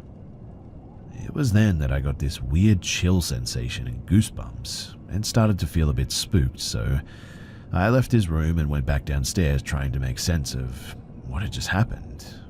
Weirdly too, just as I got back downstairs, my mum suddenly walked in with the dog. She'd taken him on a walk and I asked her what happened and where she had gone. She was confused and assured me that she had been out for around an hour at this point and had not been back at any stage. She said that my dad was at work, he had been out since 8 a.m. and was due back in a few hours' time, and my brother, well, he was allegedly at his friend's house. On another occasion when I was 20, I was working in an off-license sort of convenience store. The store closed at 10 p.m, and once we closed, cashed up, cleaned up, etc., I'd get out at about 10:30, home for around 11, still living at home at this stage. My mum called me at 10:10 p.m. asking me where I had gone, and obviously I was confused and told her that I was still at work locking up, and she said that I had come home 15 minutes ago. Her and my dad were in the front living room and they heard me come in. A little bit of context here too is that we used the back door to come in and out and had 2 living rooms, one at the back and one at the front. My mum and dad would be in the front room, which was closed off from the other, and the stairs were in between them. Mum said though that they had heard me come in, shout hello, which we normally did when any of us came home. Mum and dad both said hello back and asked me why I was home so early. They said that I shouted, "So you're ignoring me then?" in a sort of jokey way, and they heard me walk upstairs chatting on the phone with someone. My dad then came upstairs, first floor, and shouted up to me to see why I was home so early and to check that everything was okay when he noticed my light wasn't on and it was silent. So he came back down and they called me and found out that I hadn't been there at all. My dad rushed upstairs to make sure that nobody had broken in or anything, but there was nobody around. On another occasion when I was around 20, my mum and dad were sitting in the living room quite late, 2 a.m.-ish I think, and heard my brother practicing his guitar in his room. This wasn't unusual as he would often practice for hours. They were enjoying listening to him play faintly when they both remembered at the same time that he was in university, living in student accommodation 200 miles away, and he had taken his guitars with him. When I was around 22 years old, my best friend was visiting at one stage. It was a Friday night. I had been quite unwell, so she was coming around to chill, listen to music, chat, etc. My parents were out at a function this night, and it was mid-January-ish. My friend went upstairs to use the bathroom, next to my brother's bedroom, and when she came downstairs she said, "Oh, your brother has just shouted you for something. He must have thought that I was you when I came upstairs." My brother, though, was back at uni, and we were alone in that house. I asked her if she was certain that she heard him, and she was adamant that she had, to the point that she really thought that I was trying to spook her for a laugh. She knew of the above occurrences and they freaked her out. I told her, though, that he wasn't there and that he was at uni. She didn't believe me, in fact, and demanded that we go upstairs to see what he wanted. She was 100% convinced that she had just heard him. So I shouted, and obviously I got no response. She said, "He mustn't have heard you." So I invited her up with me to prove that he wasn't home. She confidently came with me, still certain that I was joking around. We got to his room, I opened the door, the light was off, and his things weren't there, and obviously neither was he. She turned a bit of a funny grey colour after that, and she wasn't okay.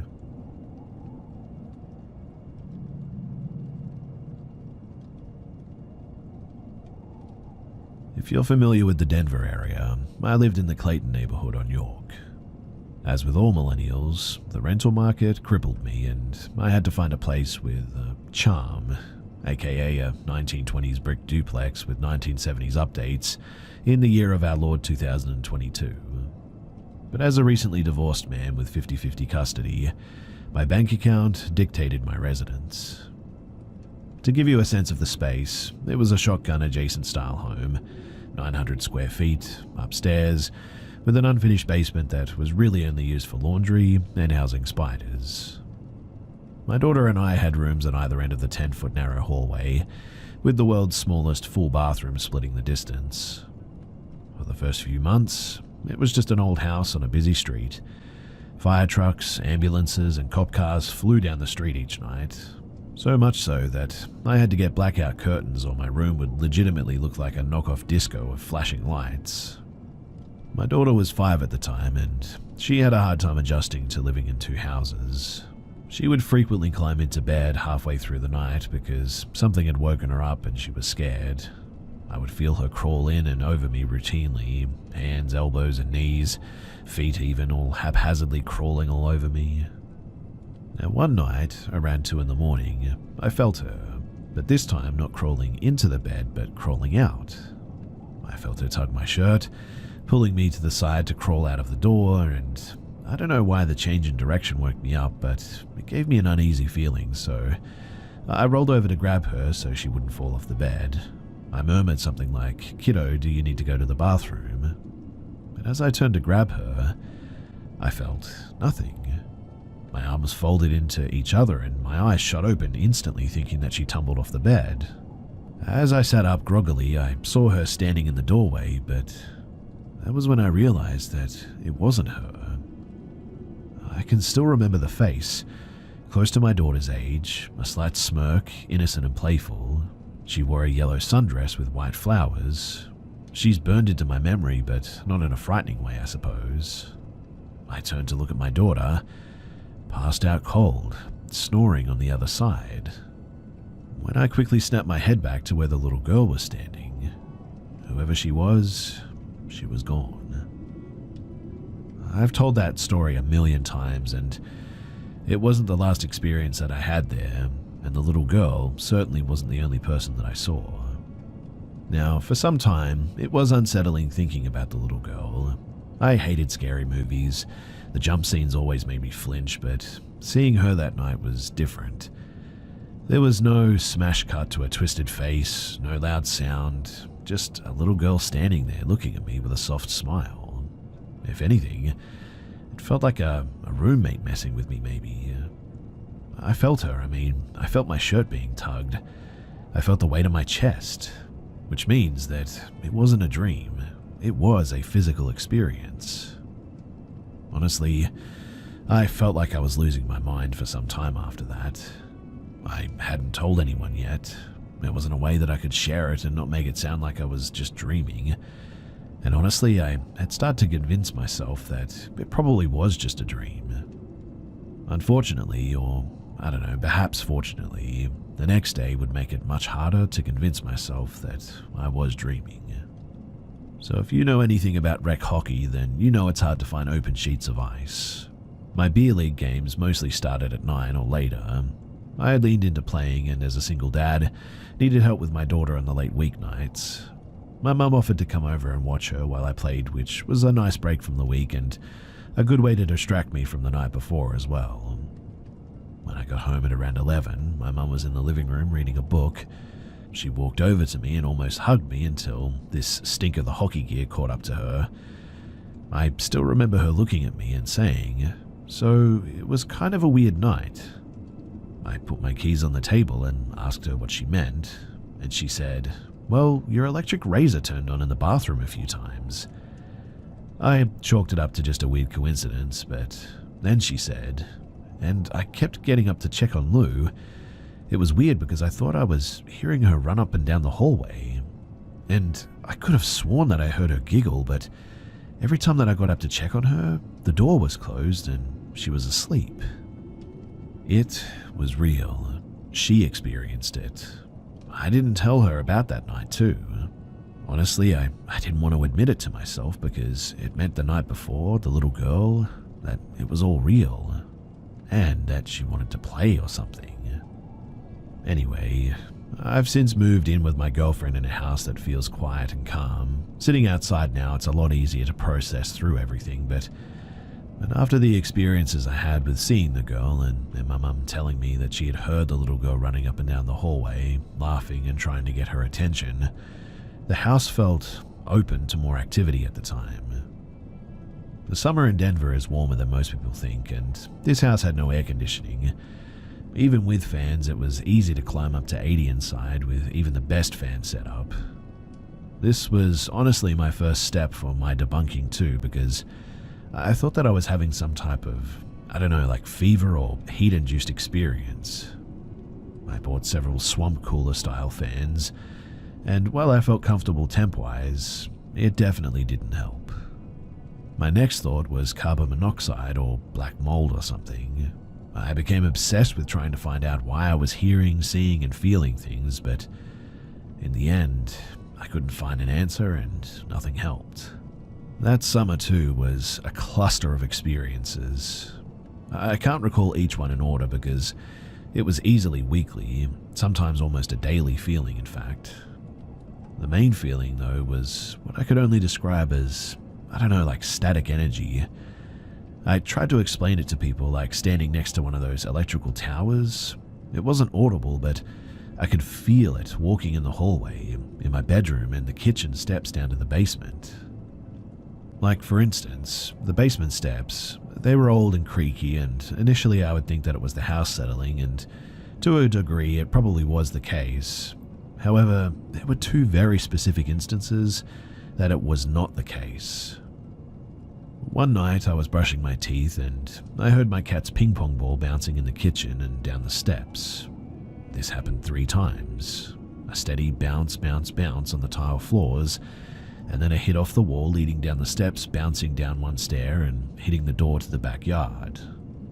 After the 3rd time, I called out to my cat to knock it off, and I remember so vividly sticking my head out of the door and looking into the kitchen, and there was my cat, not in the kitchen but laying in my daughter's room, in a very cat-like pose of not caring. But there was just no way that she could have made it over there and lounged in the time that I had heard the last ball bounce down. On another occasion, I was working from home and had my computer set up in my dining room. Again, in shotgun fashion, the house basically was a straight line from the back door to the front door. My desk was set up in a way that I could look out the front window of the living room to my back room. I was on a team call with an employee, and that's when I heard footsteps running up and down the back stairs, to the point where I had to tell my employee to give me a second. I leaned back and told the cat to knock it off and looked back at the screen when my face went white, and I did a double take down the stairs, because when I had looked back at the screen, I had noticed my cat, again in a very casual pose, sitting on the couch in the main room. I had told my employees about it, and when this particular one experienced it with me, I felt very validated by this because the steps were clear enough that they were audible but quick and playful, and they had heard it too. And if it wasn't a cat, then it was something small and curious, and I really don't know how to explain it.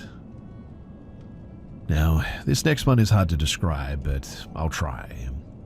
So, as more things happened, I started talking about it more, generally on the phone or on team calls. If I was in a room, the hallway or kitchen and started to talk about the little girl, I could suddenly feel her around me. What this felt like was a sort of quieting of surrounding noises. If you can think about the sensation when you faint, the noise kind of muting or to a quiet ringing, almost like a tunnel hearing instead of a tunnel vision, that was a trigger for me. The next sensation would be a classic goosebumps, and then kind of like an inner radar where I just see a part of the room in my head. A lot of the times it was the hallway, but I just have this feeling of like, hey, look here. All 3 of those would intensify, and I would have to intentionally say no and walk away to sort of break it off. Honestly, I don't think that I'm doing it justice to just how constant the feelings and the little sounds were in this place. I only slept with headphones there. Nothing ever felt evil, I guess, but I just couldn't keep up with the constant movement and energy. I needed to sleep and things were too curious with me, and it got to the point where I'd pretty regularly feel a little tug here or a pressure there on my bed. I stopped letting my cat stay in my room to try and debunk that, and it persisted. I told my mum about all of this, and she, for my birthday, told me about her friend, who apparently was a medium. Even with all of my personal experiences, I had serious doubts about this all, and I made sure not to give him any info prior to, and told my mum to do the same. When I showed up to his house though, we sat down and I did a tarot reading, first time I'd ever done it, a little cleanse and then dowsing rods too. This was when my inner skeptic certainly kicked in. I mean, here I was holding 2 rods apparently communing with the dead. Nothing happened. I held them in my hands and asked a few questions, and they limply moved, but nothing of consequence.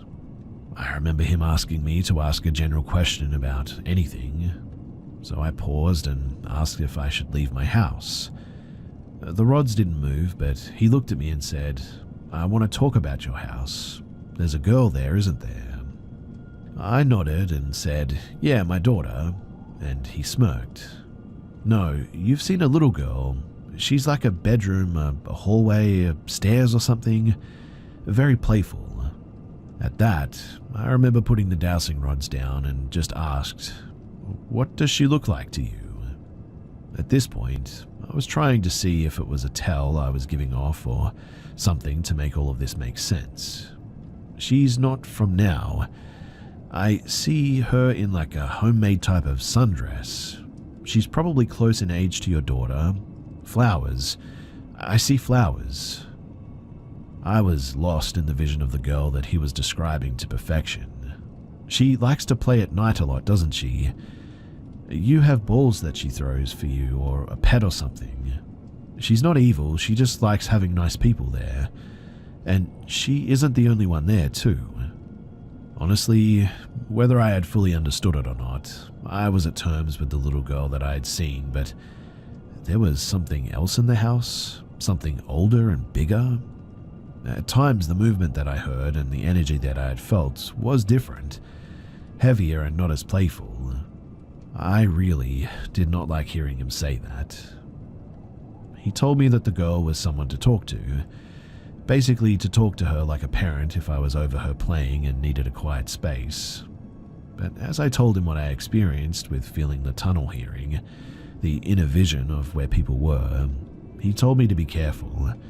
It sounded like I was sensitive and that thinking was one thing, but talking directly to something, allowing them in, could lead to attachment. I can assure you that that day was a long drive back home. 2 nights later, I was laying in my bed, and I heard books on my shelf being flipped through. At first, I sort of chalked it up to the fan, but after about 5 minutes of the noise, I turned the fan off and it kept going, like somebody flicking through books. I sat up quickly, 2 or 3 times flashing my phone's flashlight to try and catch something, but there was nothing. After one more attempt, I turned off the flashlight and I sat in my bed and said, "I need to go to bed now and I need you to be quiet in here. Please, go to bed." All the sensations suddenly hit me. The quiet noise, the goosebumps, seeing where she was, and then it was quiet. It stayed quiet. After that, I said thank you, and then I fell asleep.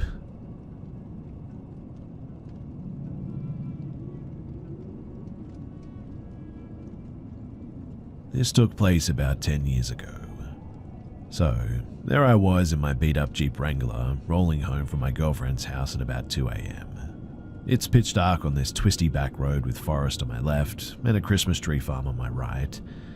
The road is pretty narrow and has very little shoulder, but not much bank either, just gravel and grass really. I'm going way faster than I should be when I come around the next bend and there's a grey Camaro with black racing stripes. Looks like maybe an SS from the 70s, but it's hard to say. Parked completely sideways, blocking nearly the full width of the road, headlights shining into the tree farm. And there's this guy, leather jacket and jeans, slicked back salt and pepper hair, leaned back casually on the side of the car smoking a cigarette. I slammed my brakes and managed to bring it to a slow roll. I'm too trusting of a person, so I think, oh wow, must be having some car trouble. I'll roll my window down and pull up to see if he needs help. Before I can even start rolling my window down, this dude tosses his cigarette to the ground and full-on starts walking at me. Not along the side of the road or toward my driving side conversationally, but straight into my headlights, straight at my still-moving Wrangler, in fact. And he looks furious. So at this point, I'm like, alright, forget this. He's either angry for how fast I was going, or a plainclothes cop, or something like that. So I gun it, and yank the wheel over, jumping off into the grass on the side of the road, whip around the tail of his car, and I distinctly recall, for some reason, the taillights feeling extremely bright as I passed. This angry red just sort of filling my vision, and lighting the whole cabin of my Wrangler up. Eventually I pull back up on the road and check my rear view, afraid that I'd hit him, or afraid that he might be after me now, or just plain afraid, who knows, but when I do, there's nothing. No car, no man, no illumination on the tree farm, nothing. Now I do stop. I pull over and I get out, thinking that I must have gone further than I thought and around another curve or something. But no, this is definitely the curve. I've only made it about another 50 feet, if that. In fact, I can see my torn up tracks in the grass from where I went, both where I got back on the road and where I went off initially. To this day, I wish I had the sense to go back and check for that cigarette butt or anything, any sign of him. But I was way too creeped out at that point. So in the end, I got back in my Jeep and I got out of there.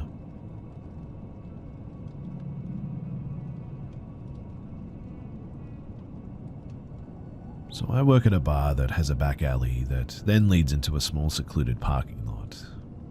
There are several large trash cans, and many small ones there too, and there are some addicts, homeless folks, etc., who will come to the alley pretty often. Usually they're pretty harmless and just look through the trash or ask for $1, but sometimes they aren't, and tonight was one of those times. So I went out to the back to throw out a bag of trash when I noticed a man walking quickly by the farthest group of garbage cans from the back door, which also happens to be the one that I use.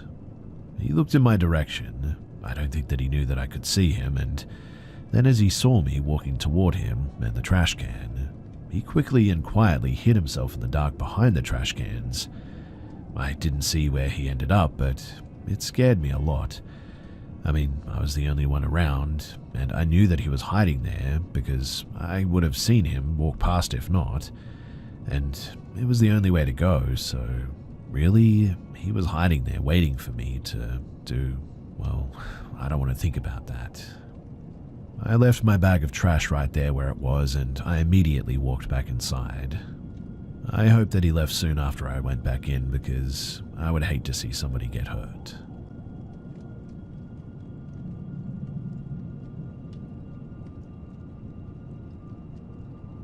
August 11, 2001. It's easy to remember the exact date because it was the same night as the premiere of Samurai Jack on Cartoon Network. I was 8 years old at the time, and this was a big deal. So of course I had a sleepover with my best friend Kay at her mum's house. We slept in the living room so that we could watch TV as we fell asleep. I was showing Kay my new favorite movie, Titan AE, and around 3 a.m., we were woken up by decorative indoor wind chimes. For whatever reason, they were going crazy, like there were actual wind gusts in the house.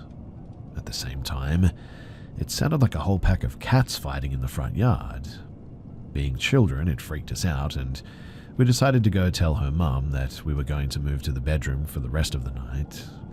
When we opened the door to the room that her mum and 12-year-old sister had been sleeping in, we couldn't see them in the bed. Kay climbed into the bed and was like, "What the heck? There's no one here."